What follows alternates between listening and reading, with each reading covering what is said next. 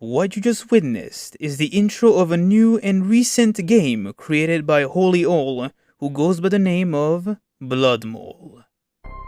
Blood Mole is a new indie horror game that brings back quite an obscure aspect of dinosaur media, that being dinosaur horror-related media. Now granted, Blood Mole isn't really the only thing that is bringing dinosaurs back to the horror-related stuff, although I'll talk about it in the end of the video, as I'll mostly focus on the contents of this game. The plot revolves around a murderous dinosaur that has appeared out of nowhere inside of a mall and has killed a lot of people. And you, as a police officer, has to basically try and stop this thing before it gets out of hand. I'll be talking about the story of the game, as well as the main dinosaur antagonist that appears in this game, and also propose some theories about what could be happening in this story. So let's not waste any time and let's begin this. An hour has passed since the attack of the dinosaur inside of the mall, and it doesn't take long for the police to be already informed of the situation. Having arrived at the scene of crime, you, confronted by Captain Raid, basically are informed to go inside the mall and stop this thing, using bait and an old school gun. The captain and your comrades are gonna stay outside to secure the building in case the creature manages to escape. So basically, you're on your own inside of a lockdown building, trying to find this thing and kill it. Once the shutters are closed, causing the building to be in immediate lockdown, your mission already starts. As you explore the mall, it doesn't take long for you to find the corpse of an unfortunate victim. Someone crushed inside of a vending machine. In fact, as you proceed even more, you'll find even more corpses. More unfortunate victims impaled by what appears to be spears. Eventually, you go to an area where you're supposed to crouch down, and once you get inside, you find yourself in a restaurant, covered in a bloodbath. Surprisingly, there is a survivor of the attack, but upon trying to talk to him, this happens. Please, help me. Wait, be quiet. I think it's here. Oh God! Yep, that man was sticking straight to his death. Upon exploring the restaurant, you eventually hear a message coming from the speakers, and it goes like this. This is an important message. If you are near Dayton County Mall, please leave the area immediately. Do not approach the building. Remain indoors, lock all doors and windows, and stay off the road. Further instructions will follow. This is not a drill. The following message will play out here. After listening to the message, you eventually find the staff room key, to which you use to go to the staff room. Once inside the staff room, you find a letter on the table, and what it is written goes like this. Attendance loss. James is in, Max is in, Sally is in, Josh is out. Something about his dad's work having a big day today. Could this mean anything? We'll touch upon it later on. You eventually make your way inside the corridor, and soon find yourself once again in the hallway of the mall, met with more bloodbath. However, it doesn't take long for you to find the perfect area to place the bait, a pavilion. Once you place the bait, this happens.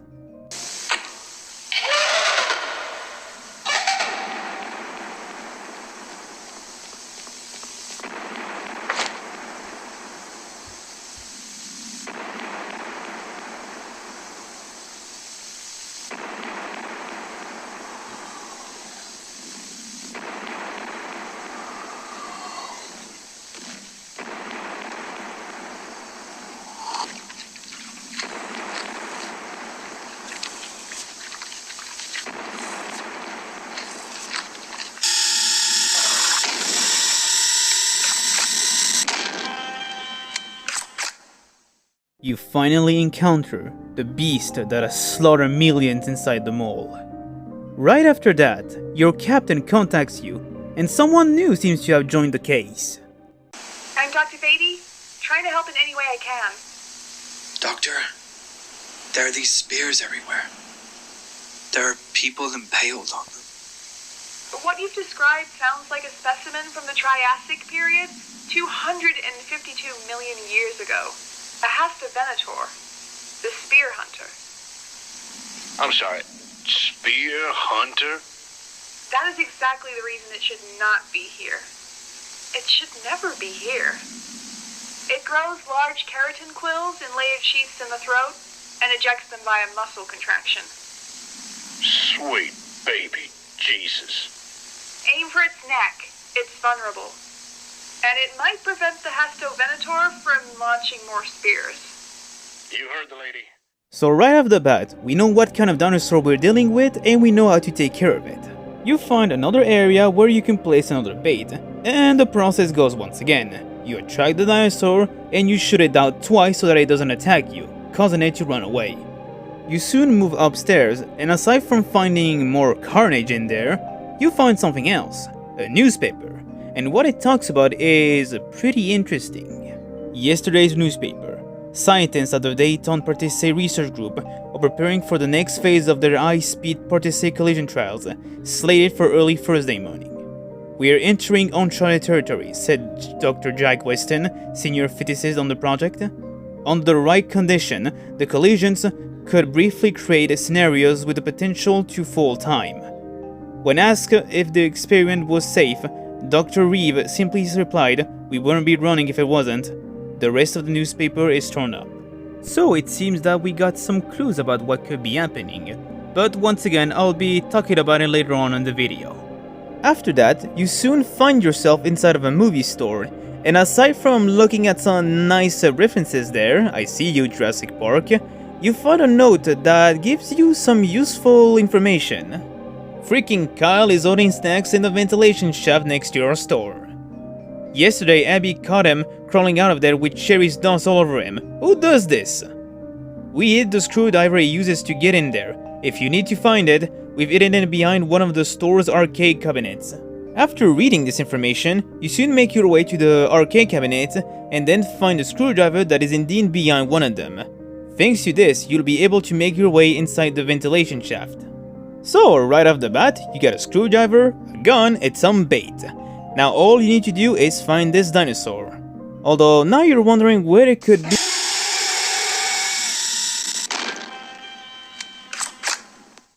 Whoa, that was a close one. Chief, I think I might need your assistant there. Hearing shots in there. Lord above, tell me you ain't dinner time. Not yet. I have to stay quiet. It's out for me. Well, we have new info you'll want to hear. Handing the walkie-talkie to the dino lady. Good news and bad news. The bad news, you won't be able to kill it yourself. You'll need to lure it out. The good news, I think I know how we can do that. Only female Venators have the biological ability to grow quills. And now everyone in the mall is dead, this is the ideal nesting place. To get to the goddamn point, there's a garden store downstairs. And it's the ideal humidity and environment for nesting. If you take one of its eggs, you'll be able to lure it out of the mall. And then, God willing, we'll gun the fucker down. We have the floor plans for the mall. There should be an access shaft in the upstairs area you're currently at, which will lead you in the right direction to the garden store. Let us know when you're there. Over and out. Now that the plan has changed, you make your way to the ventilation shaft and use a screwdriver to go in it, and also noticing that Cal certainly has taken a lot of food. At the same time, you'll come across another survivor of the attack, although he's probably not in good shape. Go away. You here to kill it? You can't kill that thing. Leave me alone. I said leave me alone. Yeah, this gentleman over here is very clearly traumatized by the carnage that he just witnessed. So you can either leave him alone or just straight up put him out of his misery. A bit of a dick move. Eventually, you arrive at the garden store and the next objective is pretty clear. Coming in. I found the egg. Okay, take it and run. If you take a left out of that store, you'll get to a staff corridor which takes you out of the hellhole. Me and the boys will be waiting on the other side. We'll shoot that fucker down or die trying. I wish you the very best. Run as fast as you can. And give that goddamn reptile some lead in the face while you're at it. That should slow the big fucker down. Over and out. So not wasting time, you take the egg of the Astrovenator and then you... And that's pretty much your cue to leave. And when I mean leave, I mean literal. Yep, Mama ain't happy and she's gonna do everything in her power to get her baby back. You have no other option but to get the freak out of her before this thing gets you. In this situation, you are the prey and the Astrovenator is the predator. And seeing how fast it moves, you gotta keep shooting it to slow it down. You eventually make a run for it in the staff corridor, where you just keep running and running, trying to avoid getting caught by this thing. It doesn't take long for you to reach your partners, and once you do, this happens.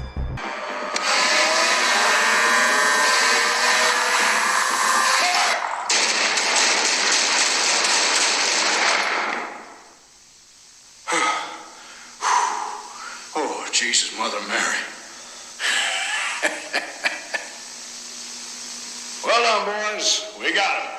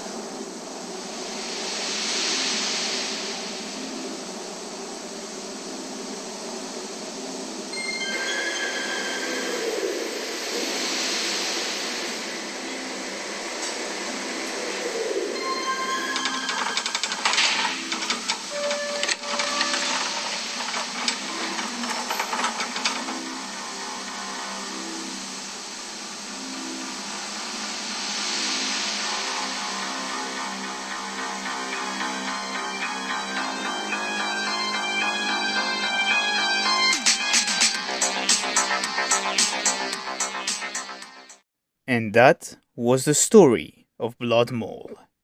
Now that we covered that, let's talk about the dinosaur antagonist that appears in this game. Now, I believe we can agree that this thing is clearly fictional, as there is no such thing in the fossil record. Though, surprisingly enough, even though it's fictional, it's still treated as a real-life animal, and does things that are surprisingly accurate to what we could expect from a dinosaur. This animal is called an Astrovenator, which means the spear hunter. It was an animal that lived during the Triassic period, and it was certainly one of a kind given the reasoning of its name. The Astrovenator has the literal ability to shoot spikes out of its mouth, and from what I can understand, it seems that females can only do this while males lack this ability. This is certainly a deadly weapon, as it literally impales the humans that were unfortunately killed during the Carnage. In terms of its appearance, it kinda looks like a nightmarish version of a Suchomimus or a Baryonyx. And in terms of size, well, it ain't a giant like the T-Rex, but it's still big enough to take down a human. Other than shooting quills out of its mouth, the Astrovenator is also shown to be extremely fast to catch up to its prey, and even durable against bullets. Although I'm guessing that enough bullets would be potent enough to kill it, and it does have a weak spot on its neck. It's not sure if they're intelligent, given how easy it is to attract them with bait, but given the sudden sneak attack that it did, perhaps it did learn from the previous encounters.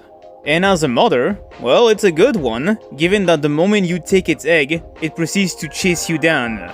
The fact that this creature was able to cause that much damage inside of a mole is pretty terrifying. Kinda makes you wonder what type of creatures they hunt, especially since they can literally shoot quills out of its mouth. Oh, and speaking of quills, here's the realistic part about this creature. And it's the fact of how it kills you.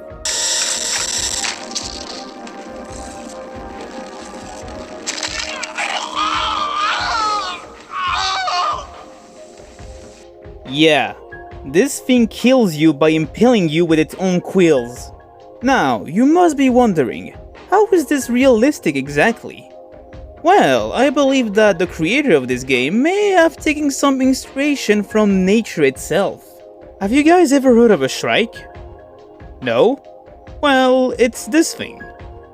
Now granted, at first glance this little bird may not be anything, but wait till you see what it does to its prey. You saw that right. The shrike is notable for being a predatory bird, and they do this by catching their prey and impaling them in forms. And in terms of prey, well, it can vary from insects, reptiles, mammals, and even other birds. Now, obviously, I could be wrong with this, but I believe that the idea of having this creature use its quills to impale its victims is similar to how the shrike basically catches its prey. And that's pretty surprising when you think about it. I mean, this thing is supposed to be fictional, and it does something that is almost realistic, which that's pretty cool detail. In terms of theories about what could be happening in this game, I do have one that actually is the reason as to how the As2 Venator even appeared in modern time. Take a look at this.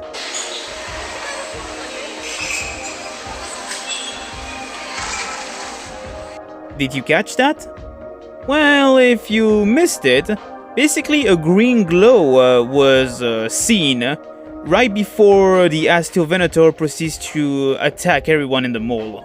I believe that it's a portal that randomly opened up, which allowed an As2 Venator from the Triassic period to basically arrive in our modern time. This is similar to an old series called Primeval, to which the premise was basically portals that open up randomly in different locations of the world, and creatures from either the past or the future basically are attracted by these portals, and they basically end up in our time. At the same time, there is a newspaper that mentions a project that some scientists have been working on, which is mostly related to collision trials, which I guess is also connected to the portal opening up, although I don't think the newspaper gives us much information to the connection between the two. Another factor that I would like to talk about is Dr. Vedi herself. So right after the first encounter with the As2 Venator, she basically kind of comes out of nowhere and gives us the information on how to deal with this thing, though her role is pretty unknown at this point. We don't know if she's one of the scientists that were part of the project, and given that she did want us to basically get the egg, and given how the game ends, it's unclear what her intentions are really. Hold up, it's Godzilla Reader from Future here, and I think I was wrong about Dr. Vedi not being one of the scientists that was part of the Collision Trials project. So, as you know already, the game basically ends with the As2 Venator being taken into some sort of laboratory. Take a close look at the letters that are on the wall right now. Don't they look familiar? That's because those letters come from the Dayton Partese Research Group, basically the scientists that were doing the Collision Trials project. So that means that they were able to retrieve the egg from the creature if they were really the ones responsible for opening that portal in their little project. So this could explain the role of Dr. Vedi. She was basically one of the scientists of the project. Although it still doesn't answer what they're planning to do with the egg. Although given how it ends, it's probably not going to end well for them. So, now we're in the conclusion of the video. So, what do I think of this game? Honestly, I like it. It's a nice horror game that brings back one of the most obscure aspects of dinosaur media, being of course dinosaur horror-related media. I like how this game actually looks like some sort of found footage, given that it most likely takes some notes from analog horror. The atmosphere is pretty eerie, I'll say that. It's like you're venturing around an environment filled with bloodbath, while a monstrous beast is literally roaming around the environment. And of course, I enjoyed the addition of including an original dinosaur rather than using one that already exists, since I think that makes the game even more unique. Now, like I said in the beginning of the video, this isn't really the first dinosaur horror-related media. As for the past few years, there's actually been a crap ton of dinosaur horror-related medias. And it's not just only video games, which I believe are most likely influenced by Dino Crisis, but there's also been some analog horrors, found footage and even RPGs that include dinosaurs in a horror story setting, which if I have to guess as to why that's the case, it most likely has to do with how Hollywood isn't really giving, I guess, some people, like some fans, Hollywood isn't really giving them the scare factor of dinosaurs, of course. Although even so, dinosaur horror-related media in the big screen movies isn't completely far off. Not too long ago, we received a trailer of a movie adaptation of the novel Primitive War, and with Jurassic World Rebirth, well, we got the D-Rex for it. It's games like Blood Mold that remind us the possibility of dinosaur medium, because there is a lot you could do with dinosaur medium as a whole, and horror-related medium with dinosaur is something that needs to be more explored. And if big stream movies or companies wouldn't do it, then I guess we should do it ourselves. But yeah, that's all I've got to say so far for this game. I had a fun time making this video.